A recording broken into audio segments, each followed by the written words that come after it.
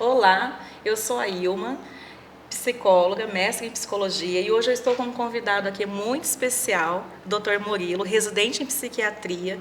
Estaremos falando um tema hoje de suma importância, como saúde mental, janeiro branco, que a gente já está terminando o mês. Espero que a gente possa contribuir com vocês que nos assistem.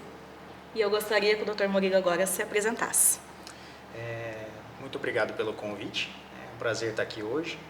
Meu nome é Murilo da Silva, eu sou médico pelo programa de residência em psiquiatria pela CESAL, sou formado há 4 anos pela Universidade Federal aqui do Mato Grosso do Sul e estou trabalhando atualmente com atendimentos em saúde mental. Muito bem, obrigada por ter vindo, ter aceito o nosso convite, nosso primeiro podcast falando sobre saúde mental através do Instituto Clínico IPSH. E já que a gente está falando de saúde mental, eu queria que você falasse um pouquinho sobre a sua prática clínica e a respeito de prevenção em relação à saúde mental. Quando a gente fala de prevenção em saúde mental, a gente precisa compreender os transtornos mentais não só como uma doença em si, mas como um processo. A gente tem que entender que o transtorno ele vem em algumas etapas, ele não inicia de maneira abrupta. Então a gente tem que entender quais são as causas, os fatores que levam ao adoecimento, as causas propriamente ditas.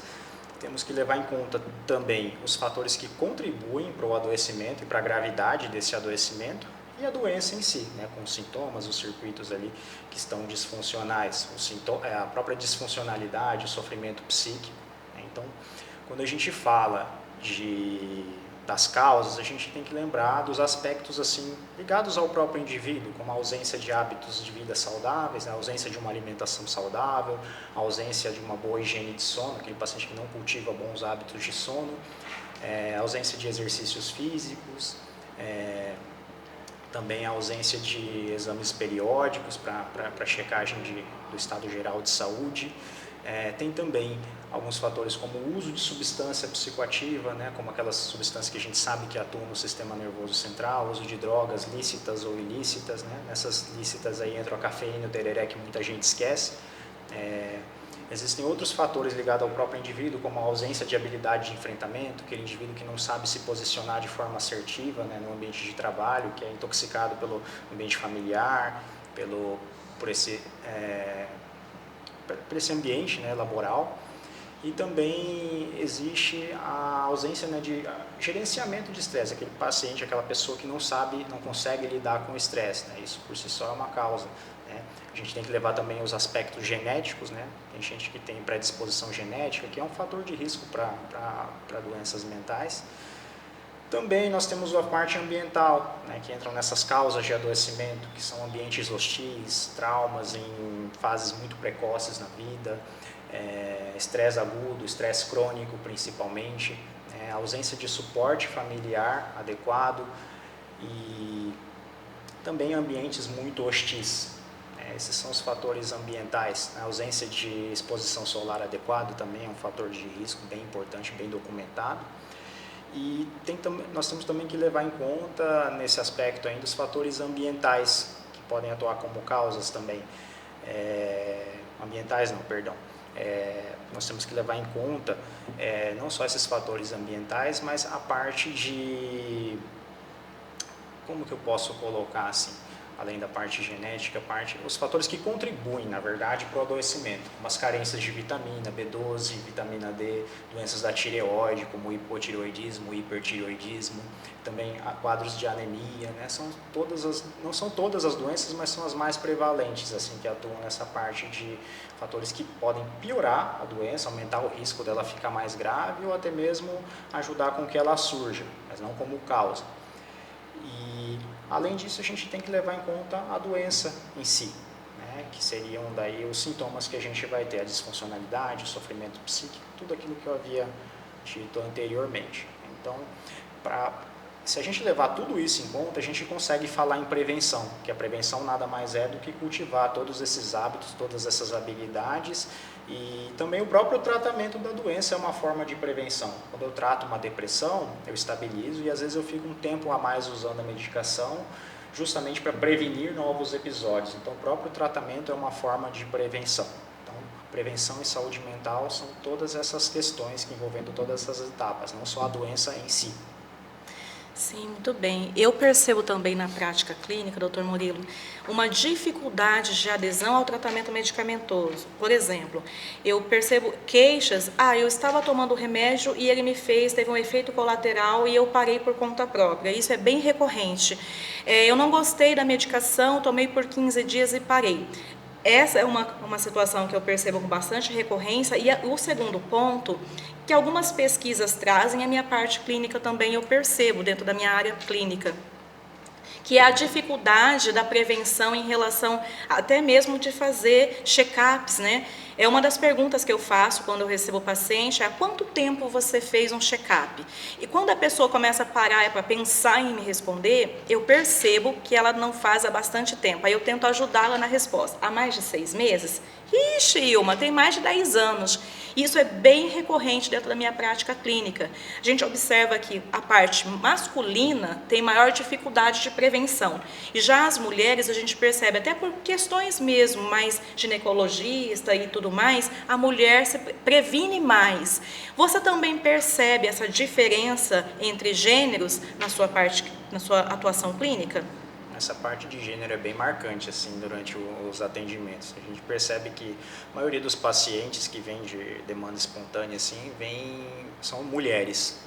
Nós temos uma cultura onde a mulher ela é incentivada a falar mais sobre os sentimentos, ela é mais cobrada para ser expressiva, para ser afetuosa, é mais cobrada em relação ao autocuidado. Então, elas têm a tendência de procurar mais o médico, de falar mais abertamente sobre os sintomas, né? Tem um grau de flexibilidade cognitiva um pouco maior do que os homens, né? Os homens, na maioria, pelo menos na minha prática, eles são mais reservados, eles têm uma cultura de tolerar o intolerável, né? De que manifestar as preocupações, os anseios, as fragilidades é um sinal de fraqueza, né? Que tem aquela cultura de que o homem tem que aguentar calado, né? Não pode reclamar, qualquer coisa fora disso é visto como fraqueza. Então a gente tem um receio muito grande assim em relação ao público masculino. E quando eles vêm às consultas, normalmente acompanhado das companheiras, das esposas, né? Que percebem que existe alguma coisa errada e trazem eles. E durante as consultas é muito comum que o público masculino assim não saiba nem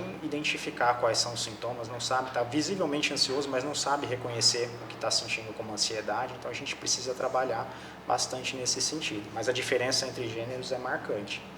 E geralmente quem marca são as esposas. Exatamente. Né? E que vai junto ainda, para poder tentar falar junto com o médico, entra dentro da sala, do consultório. As esposas, elas são peça-chave assim, na prevenção e saúde mental assim, dos homens, porque para buscarem um atendimento assim, de forma espontânea é muito difícil. E aí eu fico pensando, e aqueles que são solteiros? Como que fica o tratamento? Ou, na verdade, não fica?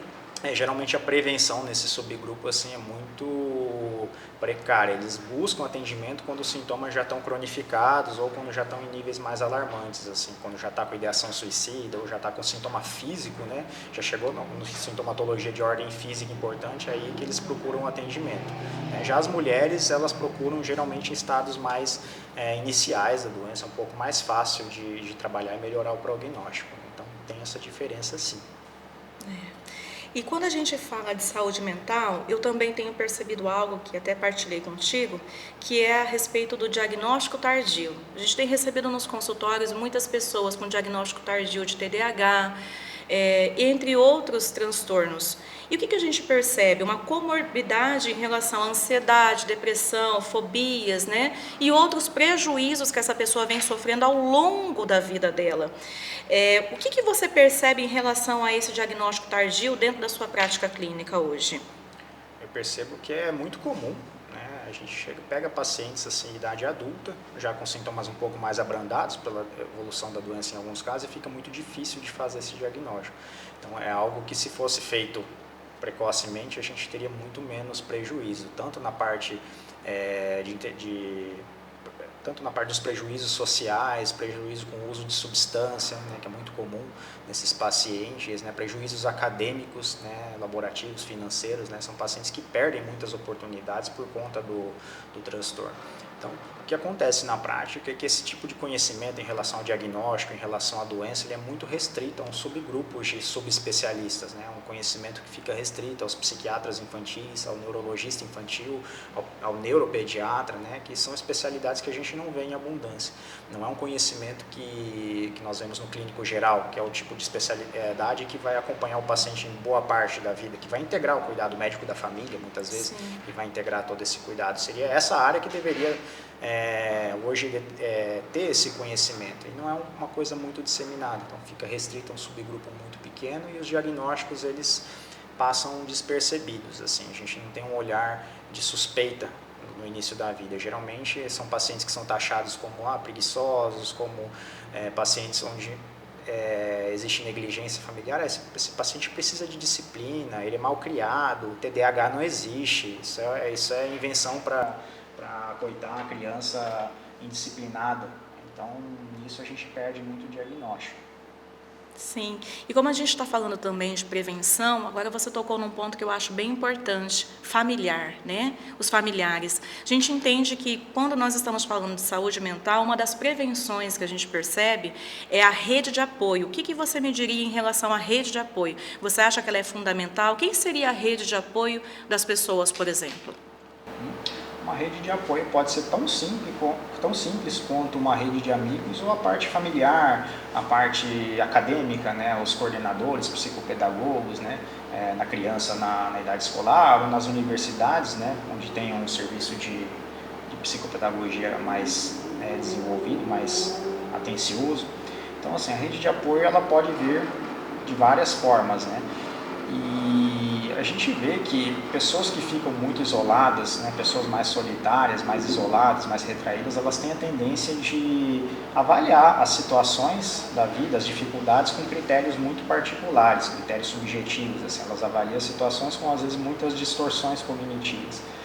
E sem a rede de apoio, muitas vezes elas lidam com dificuldades complexas, com ferramentas rudimentares, assim, que elas trazem do início da vida, né? Elas lidam com a bagagem de mundo que elas têm, que às vezes é insuficiente.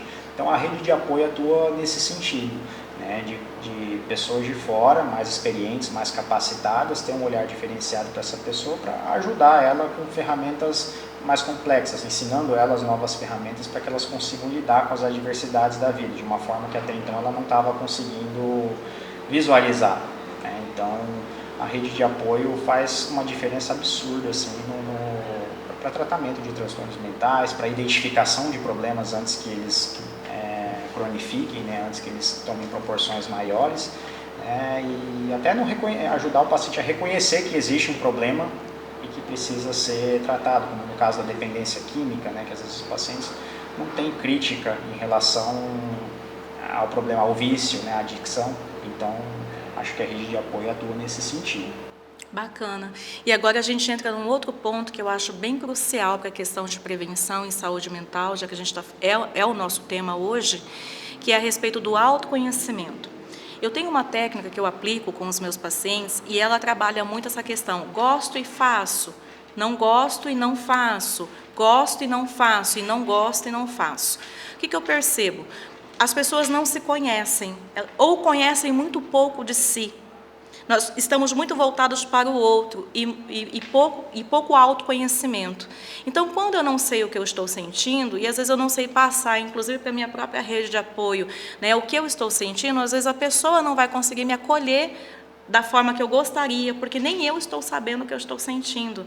Então, o que você entende sobre autoconhecimento e como que você vê isso, se você vê que isso é importante no tratamento e também na prevenção?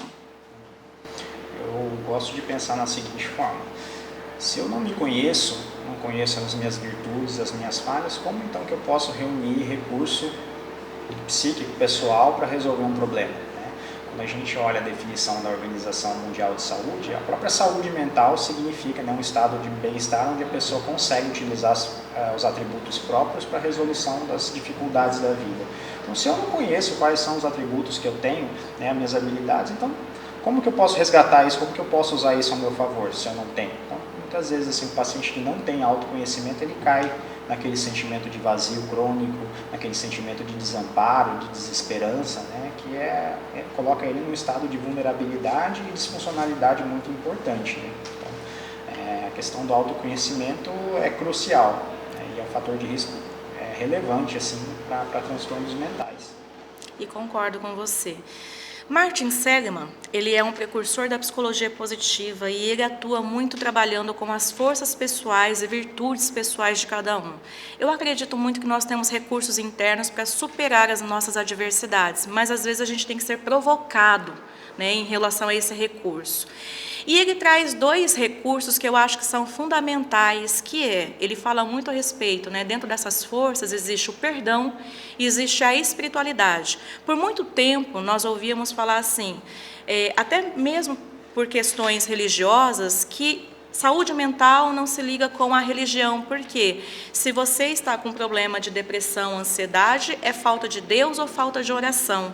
E a gente precisa desmistificar isso e entendermos que é bem importante falarmos sobre esses temas, até para que a população se sinta mais acolhida em buscar ajuda profissional. Então, o que você me diz a respeito desses 2 temas, né? Dessas 2 virtudes, espiritualidade e perdão? Elas muitas vezes estão interligadas, né? Dizem que perdoar é divino. E tem uma relação muito grande entre as duas, né? Muitas vezes as religiões, não só a religião, mas a espiritualidade de uma forma geral, que vai muito além da religião, né? Eles pregam a questão do perdão como uma virtude, né? E em saúde mental não é diferente. Perdoar não significa esquecer o que o outro fez, não significa reatar laços de amizades ou conjugais. Perdoar significa eu me livrar, eu conseguir me livrar dessa dor provocada pelo outro, desse rancor, desses sentimentos ruins que insistem em impregnar a alma da gente, no sentido de deixar passar, entender a natureza do outro, não justificar o que foi feito, não defender o que foi feito, mas entender a natureza do outro, que naquele momento as coisas não teriam como ser diferentes, e aceitar. Aceitar no sentido de eu seguir em frente e me livrar desses sentimentos. Que muitas vezes a pessoa que nos fez mal está ali, dormindo bem, ela não tem nem crítica do que ela fez, ela não sabe o quão mal ela fez pra gente, né? Então ela está vivendo bem, está dormindo bem, e a gente está ali com aquele rancor, sem dormir bem, com angústia o tempo todo, está deprimido, está ansioso, por quê? Porque eu não consigo me livrar daquele sentimento. Então, o perdão vem justamente nesse sentido, de nos livrar desse rancor, dessas questões, né, de inflexibilidade até, que nos fazem mal, né, e nos trazem risco para a questão da saúde mental. E existe um provérbio, né, muito antigo assim, a respeito de um mestre que levou os alunos num passeio pela praia, e nisso ele viu um caranguejo preso ali nas margens ali do fluxo de água. Ele tentou tirar o caranguejo usou as garrinhas e feriu a mão do mestre. O mestre logo falou, não, peraí, vou me posicionar com mais jeito, vou pegar e vou retirar. E os alunos viram o mestre sangrando, falaram, mas mestre, ele acabou de te machucar. Ele falou, eu sei, é da natureza dele se defender, machucar, e é da minha natureza ajudar. Então, o perdão vem nesse sentido, não vou mudar a minha natureza, não vou me apegar a sentimentos ruins que não fazem parte de mim, simplesmente por algo que o outro me fez. Então, eu acho que a questão do perdão, da espiritualidade, da saúde mental, elas estão muito ligadas. Bacana, eu também concordo com você. E aí, para nós finalizarmos, tem uma questão que eu gosto muito de falar com os meus pacientes, que é a respeito de propósitos de vida e sentido de vida. Eu acredito que muitas vezes as angústias da alma, as tristezas da vida, as adversidades que todos nós vivenciamos em algum momento da nossa história, fazem com que a gente se perca às vezes no meio do caminho e perca o propósito, qual é o sentido da minha vida, e principalmente quando nós vivenciamos muitos traumas, coisas que fugiram da nossa alçada de resolução, ou que nós não pedimos para que aquilo acontecesse, não tinham como fazer algo para aquilo não acontecer com a gente. E o que eu percebo? Eu percebo muitas pessoas, né, vagando, simplesmente existindo, mas não vivendo a plenitude que a própria psicologia positiva traz, um bem-estar psicológico, e a própria OMS classifica, né, bem-estar psicológico, emocional, em todos os âmbitos da esfera de uma pessoa. Como que você vê isso? E o que as pessoas poderiam fazer para alcançar esse propósito, identificar esse propósito e ter uma vida com mais sentido, mais significado, uma vida com mais bem-estar psicológico? Eles dizem que o propósito é como se fosse as chaves da nossa casa. A gente pode até perder por um breve momento, mas logo a gente encontra. O propósito tem que ser isso. Então, a gente sabe que todo mundo, pelo menos os seres humanos, assim, a gente precisa ter um direcionamento na vida. A gente precisa saber para onde a gente vai, né, e a gente precisa alinhar o conhecimento que a gente tem da gente, dos nossos objetivos e do que a gente pensa sobre nós mesmos. Tudo isso tem que estar alinhado para um objetivo. Então, e como que a gente faz isso? Através do autoconhecimento. Se eu não sei quem sou, se o que eu penso de mim é diferente do que eu quero alcançar, né, e se eu não conheço meus defeitos e meus atributos, como que eu posso então caminhar rumo a um objetivo? Então, a questão do propósito, ela se baseia em metas. Eu preciso me conhecer, eu preciso saber o que eu quero e eu preciso alinhar todos esses conhecimentos que eu tenho sobre mim mesmo para atingir um objetivo. Se eu faço isso, todas as minhas ações têm um motivo, têm um sentido. Né? Quando eu não tenho propósito, por que eu estou fazendo o que eu estou fazendo? Por que eu estou aqui hoje? Onde que eu vou amanhã? Né? Se a gente não tem propósito, a gente fica perdido, fica à deriva. Aí volta naquela sensação que a gente falou antes, de vazio, de desamparo, de desesperança. Né? Às vezes até a ideação suicida. Muitas vezes a ideação suicida crônica vem por esse sentimento de vazio. Eu não tenho propósito, não sei o que eu vou fazer, não faz sentido estar aqui. Então, o nosso propósito vem para suprir todas esse nosso anseio, esse vazio existencial que muitas vezes faz parte da humanidade, mas ele é suprido com propósito. Na religião eles falam sobre vocação, né? Então tem vários termos assim ao longo da história. Então o propósito é fundamental. Então o maior jeito de buscar um propósito é se conhecer. Se eu me conheço, então logo eu sei o que eu preciso, o que eu quero atingir. Eu penso nesse sentido. E eu acho bacana levantar um outro ponto em relação ao propósito. Como, por exemplo, o seu propósito em se tornar médico teve um propósito. E quando a gente tem um propósito dentro da nossa profissão, a gente vai ter que abrir mão de muitas coisas. Então, se nós fôssemos discorrer aqui sobre como foi para você decidir ser médico e o caminho que você precisou trilhar para ser esse médico, e hoje decidir ser psiquiatra e o caminho que você trilhou para ser psiquiatra tem um propósito. Você pode falar um pouquinho para a gente a respeito disso? Sim. No final da adolescência eu defini que eu gostaria de ser médico, psiquiatra. Então, foi um caminho aí de 15 anos. 15 anos aí de bastante sacrifícios, eu tive que abdicar a mão de muitas coisas, vi amigos viajando, fazendo intercâmbio, um monte de coisa que eu não poderia fazer, porque eu precisava canalizar toda a minha energia durante esse processo. E 15 anos assim, abrindo mão de muita coisa, é difícil da gente tolerar. Como que a gente tolera essas questões, essas adversidades, né? Tendo um propósito. Eu sei onde eu quero chegar, meu caminho é ali. Então, se eu consigo visualizar onde eu quero chegar, tudo faz sentido. Olha, todas as ações que eu estou tomando hoje é para chegar naquele objetivo que eu defini. Se eu não tivesse um objetivo, por que eu iria estudar? Porque qual que é o sentido de eu abrir mão das coisas que eu queria muito fazer agora, sendo que não vou chegar em lugar nenhum, né? Então, eu sabia que abrindo mão de todas as coisas, né, que eu gostaria de fazer, de prazeres imediatos, eu conseguiria uma coisa mais duradoura no futuro, mais estruturada. E é mais ou menos assim que funciona o propósito, pelo menos para mim foi dessa forma. A faculdade teve muitas dificuldades, morar sozinho, os anos de cursinho foram bem difíceis, mas o que me ajudava a ter essa força, essa motivação era o objetivo final.